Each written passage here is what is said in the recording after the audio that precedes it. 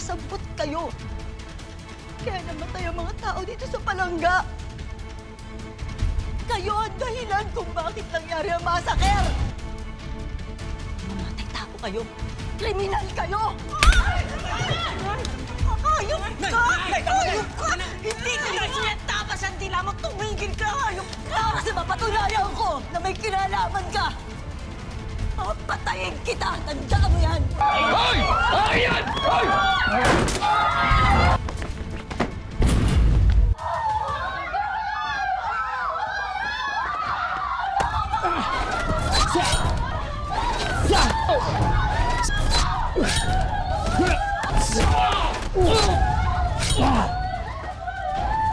Miss, ligtas na kayo. Sumunod kayo sa akin. Halika. Alam ko kung nasaan si Edgardo at ang Golden Scorpion. Nasaan po, Mr. Senate President? Nasa isla Lakdan sila. Napag-alaman ko ang pinagkukutahan nila. At bihirang nakakaalam ito.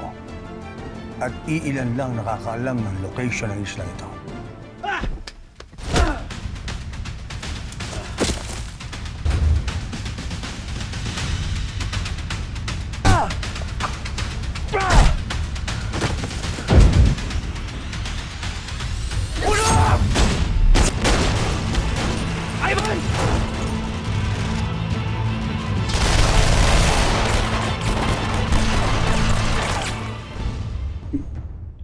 Nagpatawag na rin ako ng press con. Katulad na napag-usapan natin, ikaw ang kikilalaning bayani ng bansa. Mapapabagsak mo ang Golden Scorpion.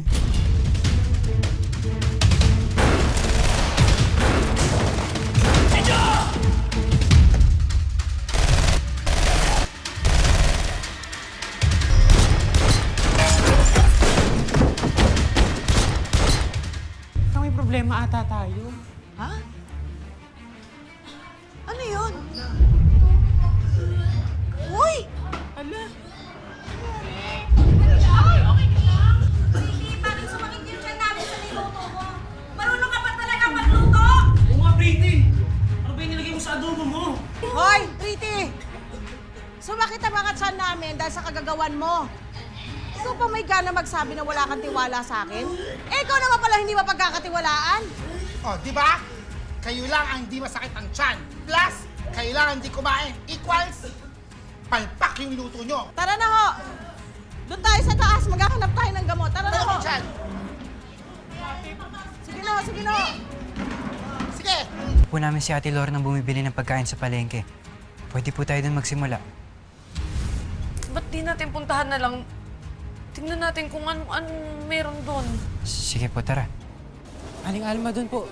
Diyan po binili ni Aling Lorna yung karne na ginamit sa adobo. Sir, bakit niyo ulihin?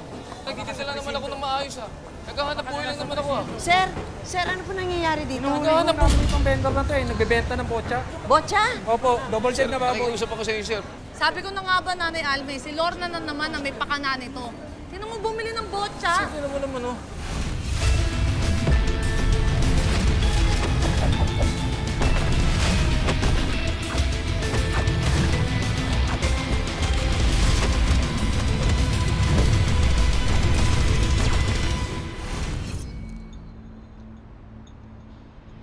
Dapat ireklamo natin sa barangayan sila Pretty. Barangay. Dapat ipablatter yan. Dapat. At managot sa mga ginawa sa inyo. Managot. Dapat talaga managot yan! Hindi. Tama na! Sumakit siya natin. Di ba? Kami mamatay na ginawa nila! Tama. Hoy! Ikaw ang tama na, Lorna! Alam na namin lahat ang panloloko mo! Ha? Nahuli na ng mga pulis kung saan ka bumili na botcha! Kala mo dyan, may ebidensya ako! Sandali lang! Pakita mo! Yan. Ayan o. Sige, ipakita mo sa mga kababayan natin dito sa may palangga. Sabi ko sa'yo mabaho talaga yung karne kanin. Di ba? Hoy! Kitang-kita. O, bakit? Anong botcha ang pinagsasasabi mo? Lorna! Kaya ka talaga, Lorna! Lorna, umamin ka na. Kami pinagbibintangan ng mga tao na nakalason sa kanila kasi kami ang nagluto ng adobo. Pero ikaw pala may kasalanan dahil double dead yung karning binili mo. Hoy! Alma! Wala kang pruweba, ha? Ano walang pruwes? Sandali lang. Nakukulangan ka pa, ha? Oh, eto yung resibo na binigay mo sa akin kung saan ka bumili ng baboy na botya. Pinasarado na at hinuli na yung vendor. Tignan mo! Kala mo dyan ako masisisihin mo? Gago ka? Makakapatay ko ng mga tao, ha? Dahil bumili ng karne, yan si Lorna sa nagtitinda ng botya.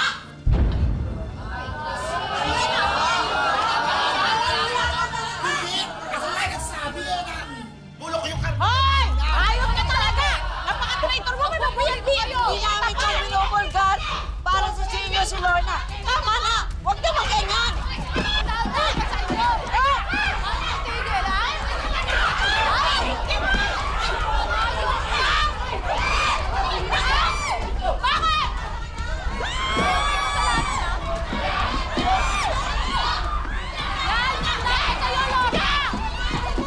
Tama na, Pretty. Sinungaling ka! Wala may kagagawa ng lahat!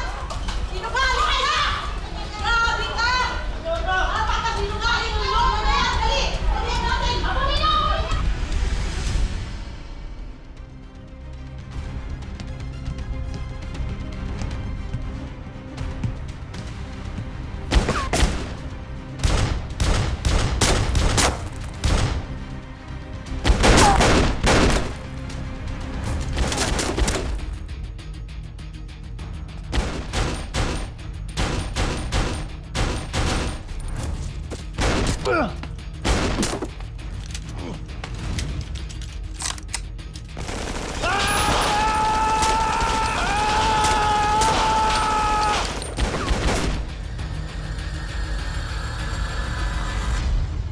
Papunta ka na ba sa Isla Alakdan?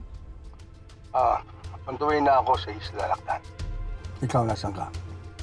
Sinisimulan ko na ang mga plano ko. Sinisiguro ko sa'yo, pagkatapos nito, babangong pangalan mo. Buong bansa ituturing kang bayani. Lahat pupurihin ka. Gustong-gusto ko ang plano mo. William, kaya kong ibigay ang lahat sa'yo. Lahat. Kahit na ang maging presidente pa ng Pilipinas. Sige, ikaw na bahala. Alam kong kayang-kaya mo yan. Basta ako nang bahala kay Edgardo. Bukas, kung buhay pa siya, mawawala na sa kanya lahat.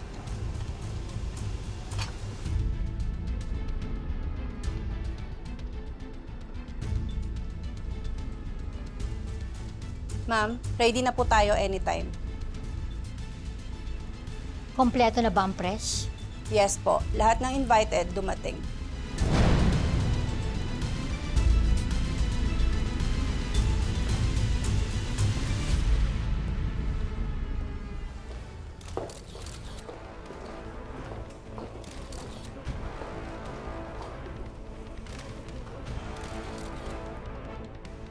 Maraming salamat po sa pagpunta ninyo. Hindi ko na patatagalin ang press ko na to dahil alam ko namang mahalaga ang oras ng bawat isa sa atin. Pinahahalagahan ko rin po ang seguridad at kabutihan ng bawat isa sa atin, kaya ko to gagawin.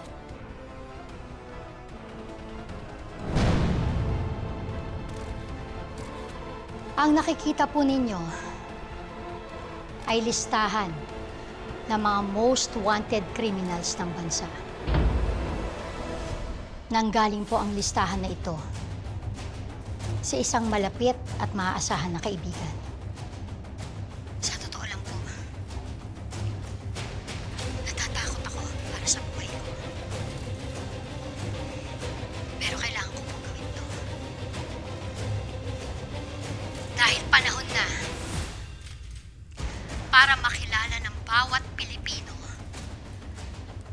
ang mukha ng mga pasasahod na kriminal na to. Dapat lang lahat sila makulong. Sila po ay miyembro ng Golden Scorpion. Pinangungunahan ng isang nagngangalang Edgardo Magallanes.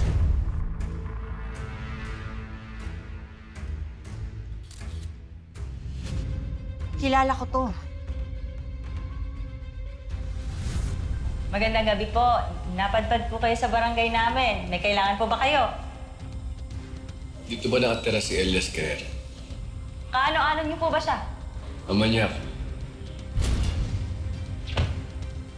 Alin nga dito yung bahay ni Elias? Sige po, mauna kayo. Sige po. Sige. Tama hinala ko. Kasabwat nga si Alma ng mga umatake sa palangga. Sindikato pala yung pumatay sa anak ko. Alma. Sigurado ako may atraso si Elias. Kaya rumespak sa atin to. Tayo na damay. Nagsinungaling siya sa atin. Kasalukuyan na po silang tinutugis ng mga otoridad at ni Senator William Romero.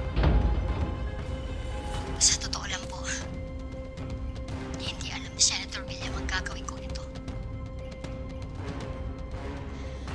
Napakabuti niyang kaibigan. Nangako po siya na sa kanyang pag-alis, huhulihin niya at pababagsakin ang Golden Scorpion. Pangako niya po yan. Dahil kahit kailan, wala pong puwang ang mga kriminal sa ating bansa.